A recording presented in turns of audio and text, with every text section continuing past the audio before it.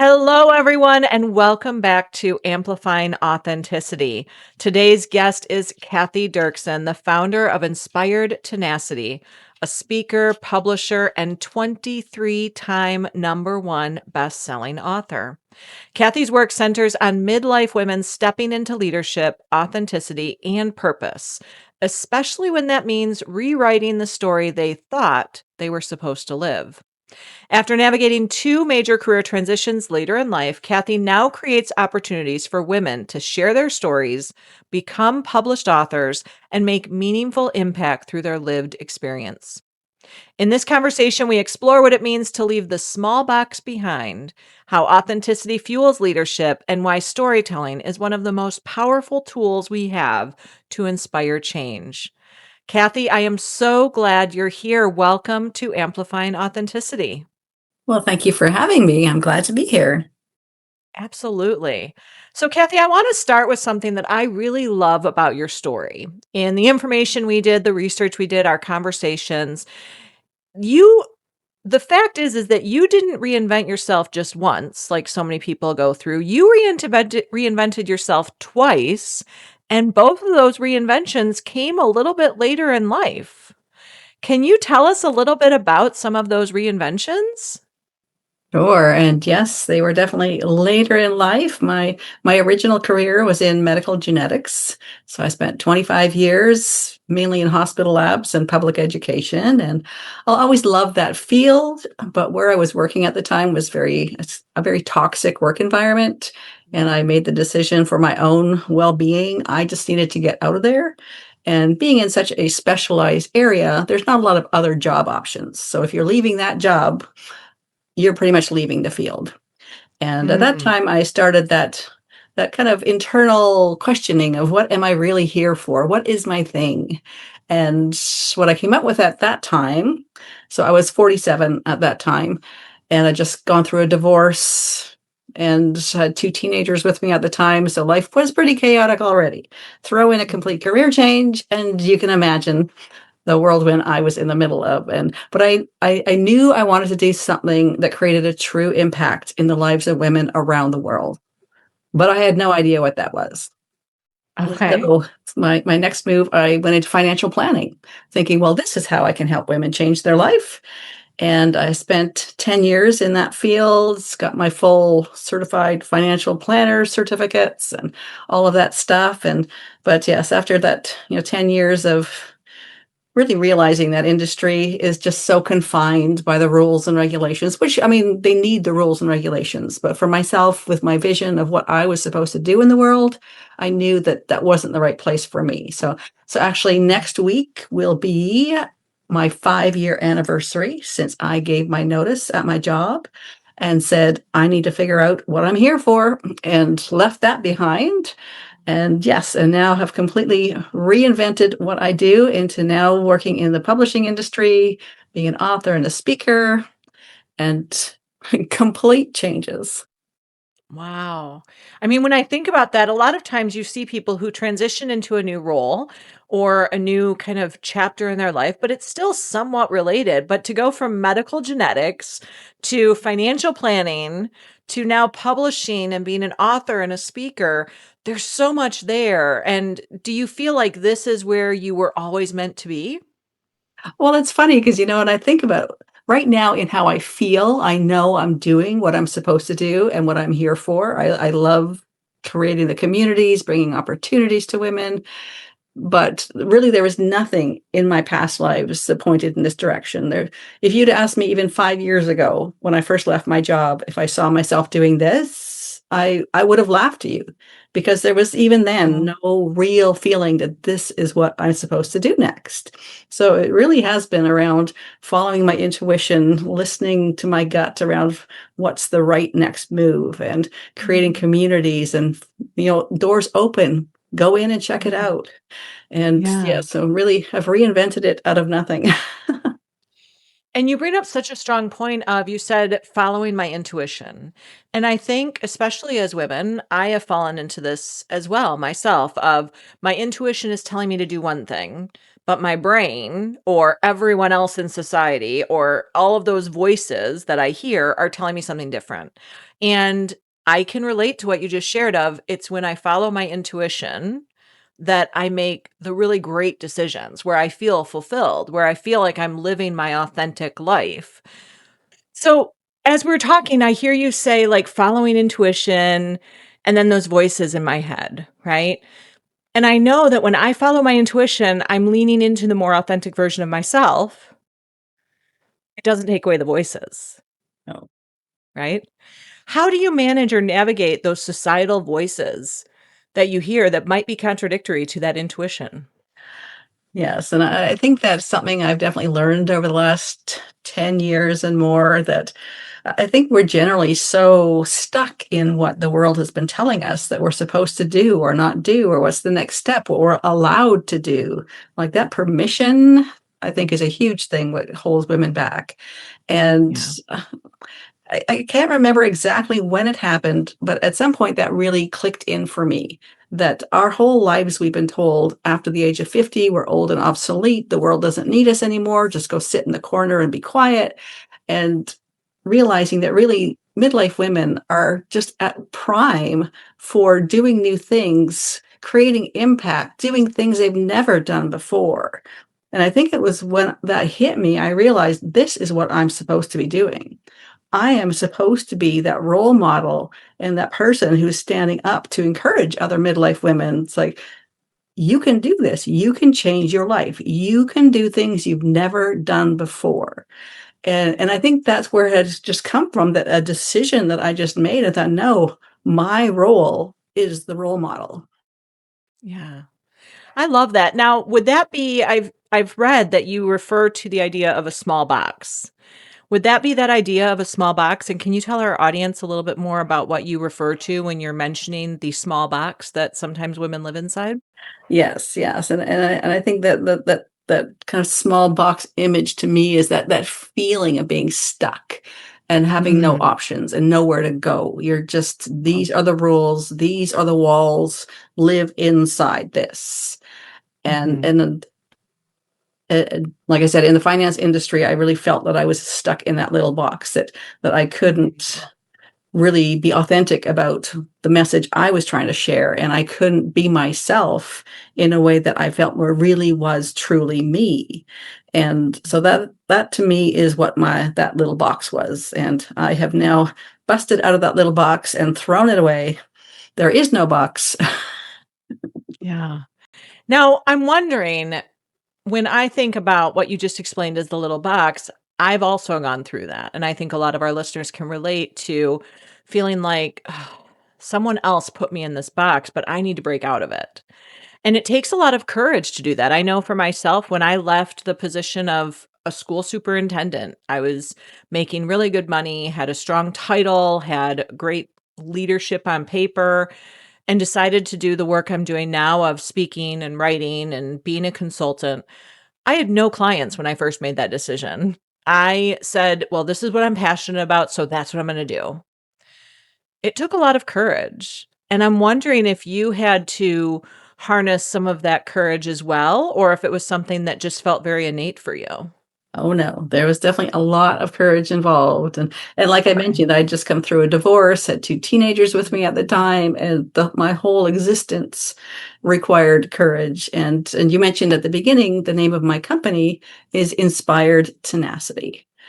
And really, that came about as, to me, that's what we need to make any big changes in our life. We need that inspiration, but then we need the tenacity to just do it and keep at it. And I always say, though, the word that's missing in that is the word courage.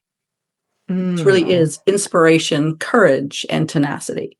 Because without the absolutely. courage, that moving forward, there is no tenacity without Right. courage and hope of moving forward and getting to a different place. So yes, courage has played a massive role. And actually, the first book that I created was called Embrace Courage. And I Mm, think that's where that title came to me, when I realized that, for me to do something completely new, like to think that I'm going to mhm. find 20 people from around the world who want to join me in a book. And I've never done this before. Like, there's a lot of Yeah. courage that needs to come up to do that. Yeah. Let's talk about storytelling because that's a big part of your work now, right? Whether it's storytelling on a stage, storytelling through your books. Why do you believe that stories are such a powerful tool in the work that you do now? Why was that your next step? I think a lot of it goes back to this, as I mentioned, this idea with midlife women feeling that we don't have choices, we don't have options. We're supposed to just keep doing what we've done all of our life and then go into this retirement thing, whatever that is, and really just putter till we die, which is really the Mm. message that we've been given most of our lives. And Mhm. and so my big thing really is helping midlife women to see that this is not the case.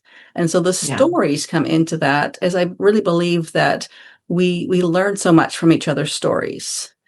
We are inspired, we are motivated, we are given new ideas through each other's stories. And so to me, Mhm. that's a big part of it. I believe that the books that I'm creating inspire that change and that movement in Mhm. both the authors who join me in their communities as well, but then within the readers also. So just Right. that creating that momentum and that movement and that shift Yeah. in the world of midlife women. Yeah. You've talked a lot about community, and I know that that is a big part of the work that you publish now because you do have shared voices, right? It's a collection of women's voices that are often in a lot of your books. Can you share a little bit more with the audience of what that looks like and what you mean by shared voices or community? Mhm. Yeah, and in all of my books, some of my books also have men in them. Most of the books are focused on women, and each of my books I focus on a group of 20. So 20 people from literally any corner of the world. And as part of this, so they are each writing their own chapter based on the theme. So they're sharing their story in the book. But then I also create opportunities to bring them together as a community. So that's one Mm. piece of feedback that I've got from many of my authors, and even ones, especially ones who have been involved in other group books, that I've really created community inside the book. So the authors that are involved get to meet each other, get to know each other, get a sense of we're doing this together, and even once my books get published and they're out in the world, so we're not working on that project anymore, I keep my people involved in the group by bringing in different guest speakers, different activities, letting them know what else is going on. So that's really become a big important part for me is creating community, because I think, Mhm. especially as an entrepreneur and especially as a woman, I think community is really what gives us a lot of strength to take on new Mm. changes, to take on big things. So it's community is really important to me, and it's what helped me get to where I am so far. If I hadn't found communities along the way that supported my crazy ideas and let me be me and supported me in all these things I had to learn, then I would not be where I am. So community is number one. I love that support from community. And I also think from everything that you've done with the transitions and just rebuilding yourself as you shared through so many life changes, it also requires an element of self-trust, right? Not just trust in your community, but trust in yourself, especially when you don't really know what that's going to be. I mean, even earlier you said, if you would have asked me 5 years ago, I never would have thought that today is where I'd be sitting. So, what helped you listen to yourself? What helped you trust yourself when you didn't have a clear roadmap? Yes. Now, I've asked myself that question quite a few times, and I think what it Mhm. comes down to, when I was a kid, we moved a lot. So Mhm. starting over, starting over, starting over. And so you have to learn to trust yourself. You have to learn to know that you can figure it out. And Mhm. I that's what I give credit to, my ability to just make huge changes and to literally leave something behind and start all over again. And yeah, like you Yeah. say, that ability to trust my decisions, to trust my ability to figure it out, and to, I guess, hold on to hope that there Yeah. is something at the end of this path. Yeah. What advice would you give to someone who might be considering a large transition, is feeling that intuition drawing them into a different environment, but maybe they don't have the lived experiences that you had of having a lot of change as a child? Maybe this is their first encounter with significant change. What advice would you give them? Definitely, like I said, number 1 would be find your community. I Mm. always love to point out to women that your immediate family and friends are probably not the ones who are going to support you and inspire you to do big changes. They are usually the ones, and I would say generally out of just trying to keep you safe, Mhm. that will be the ones saying, "Oh, just settle down. This is a phase. You'll get over it. Just go back to normal."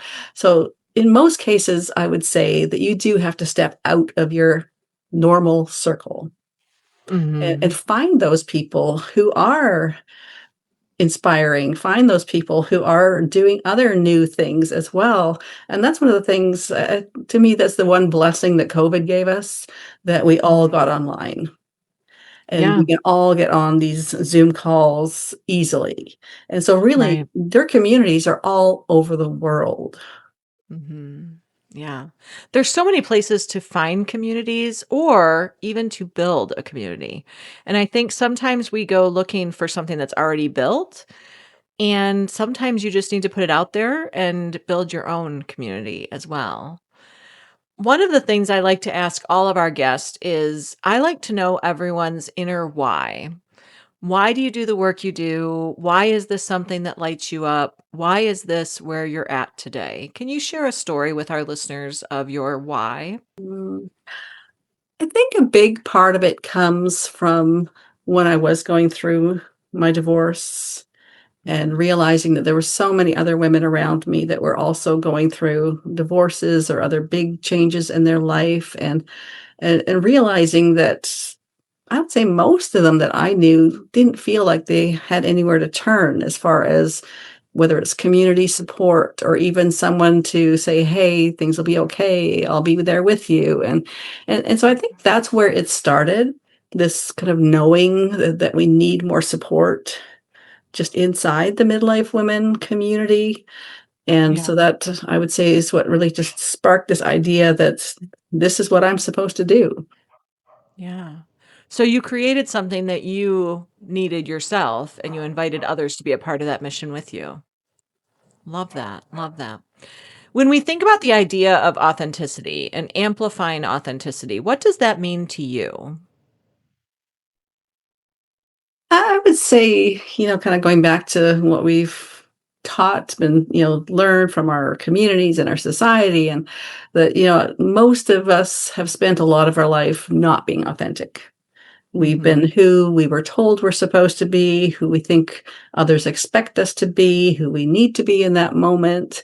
And but most of the time, that leaves us feeling like we're hiding, like we're not really being ourselves, and there's just an unsettled part of that. And I think it really is when we allow ourselves to be ourselves and to accept ourselves, that's when we can really kind of blossom into, again, that mission of what am I here for? What is it Yeah. that I can contribute to the world that might be different than others are? And there's definitely an ability to relax differently when you know that Mhm. you're just being you. And wherever you show up, Right. you are still you. And there's no masks, there's no hiding, there's no Yeah. pretending. It's just who you are. And that's so very freeing. And if we can lead by example, then it allows others to feel comfortable and confident to be their authentic selves as well. Absolutely. Now, I know that you also speak around a lot of these topics and you've shared some of your different life experiences. I'm wondering if you could walk us through a story and just share from your lens of what you actually encountered, what you were feeling, what you were experiencing in one of those moments of transition that maybe one of our listeners can relate to with the feelings and like, what was it that just spoke to you, that intuition? What did it actually say? And what did you actually do? What were those moments? I want our listeners to be able to connect to you personally. Right. Let's see. Where should we go with that? Um, I guess I would say the turning point that really started all of this in motion was around 2008.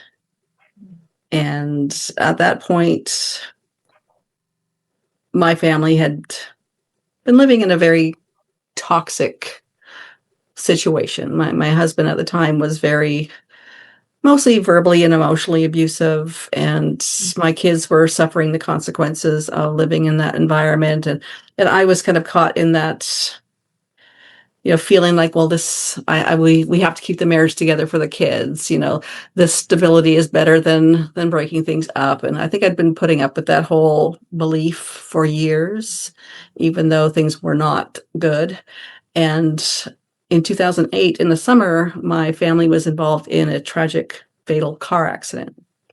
We were T-boned by a guy on a motorbike that was doing more than double the speed limit. So we didn't even see him coming. He just came out of nowhere. And needless to say, it didn't end well for him. And luckily, my family was physically fine. As you can imagine, the trauma of something like that is still with us, even more than a decade later. And I think for me, that was really the slap in the face that I needed to just get myself to recognize that life is too short, that, living the way we were, putting up with the environment we were living in. And I would say too, it also clarified that not only that things had to change, but that it was me that had to be the leader, that I needed to, whatever it was going to take, that I needed to stand up and take those next steps and get my kids out of that situation, get myself out of the situation, and just get us all back into a way that we can start over and create a better reality for all of us. And so really that was a turning point that has led to everything. Yeah. And I really believe that so many people can relate to being in a relationship that is not healthy, that's hurting people, and still in your mind sharing a story of what we've been told that, well, this is better than the alternative. And in some cases it might be, but in many cases it's not.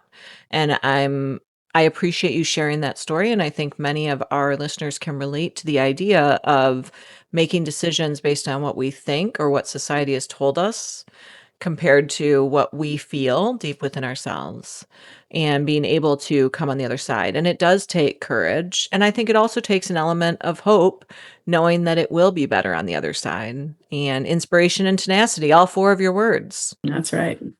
Absolutely. So I have a quick, fun question for you.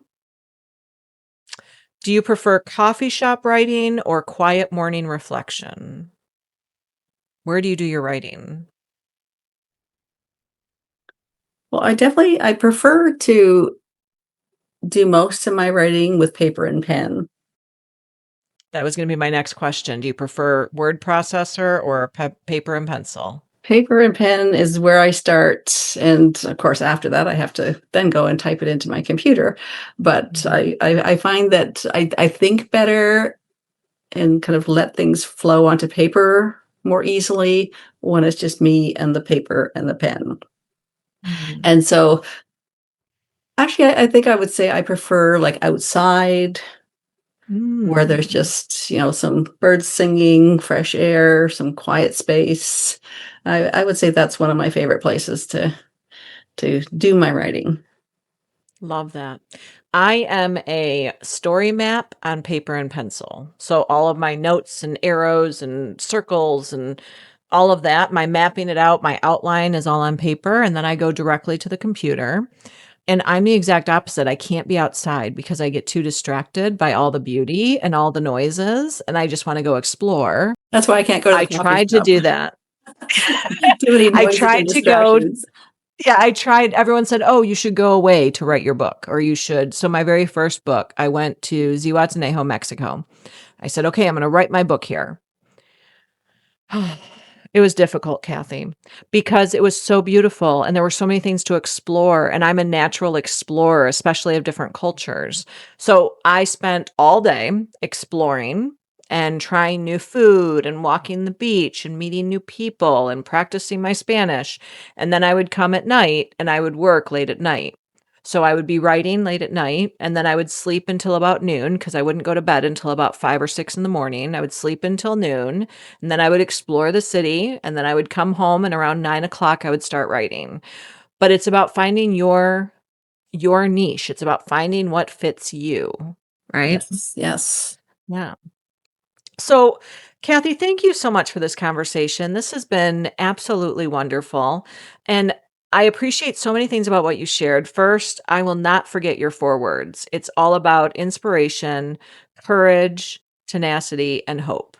And I just think that all four of those words have such a resonance within your story. And I can see why those words are so close to you, and that you have truly embodied that it's never too late to listen to ourselves, to listen to our intuition, that we don't have to do that just in our 20s or just in our 30s or 40s or 50s. It can be all the way until our 90s. I often see stories, it almost feels like clickbait on social media, of the 90-year-old who went back to college. But there's a beauty in that, right? And there's a beauty in saying, I'm never too old to follow what I want to do and what my passion is and what my desire is. So I know you have a couple different pieces for our listeners. I want to make sure they know how to contact you. Your website is inspiredtenacity.com, correct? Yes. And you also use LinkedIn and Instagram. Yes. LinkedIn is where you'll find me most often. Awesome. And then if they're curious about your publishing opportunities or exploring your books, where would they be able to find more information about that? Mm. So on my website, there's tabs along the top. One of the tabs is my books. So there you'll go and you'll see the list of the books I have out, and they link to Amazon in case you're interested in grabbing them. There's also my book, new book projects, and that lists all the current things that I'm creating and bringing people into. So that gives you an overview of what the new opportunities are. And then Okay. my gifts is also a great place to go, because on there you can book a call with me and you can also download PDF copies of many of my books. Wonderful. And you're going to be sharing that with all of our listeners in the show notes, correct? Yes, that's right. Wonderful. So we'll make sure that's linked. We'll also make sure that your website is there, as well as your email address to contact you directly in some of those resources. Before we jump off for this episode, if people would remember one thing from this conversation, what do you hope to leave with the listeners of today? Perfect. Well, I always love to share my favorite quote, and it's a Howard Thurman quote. And it's, don't ask what the world needs, ask what makes you come alive, and go do that. Because what the world needs is more people who have come alive. And to me, that That just sums up everything. that is beautiful, and that resonates with the idea of when you follow your passion, the world opens up in a different way. Definitely, definitely. Absolutely. That is very powerful. Beautiful. Thank you so much, Cathy. And thank you to everyone listening. If this episode gave you permission to want more for yourself, for others, to trust yourself, or to step outside the box that you've been living in, I hope you carry that forward. I'm Megan Fucciarelli, and until next time, keep leading with heart, telling your story, and amplifying authenticity.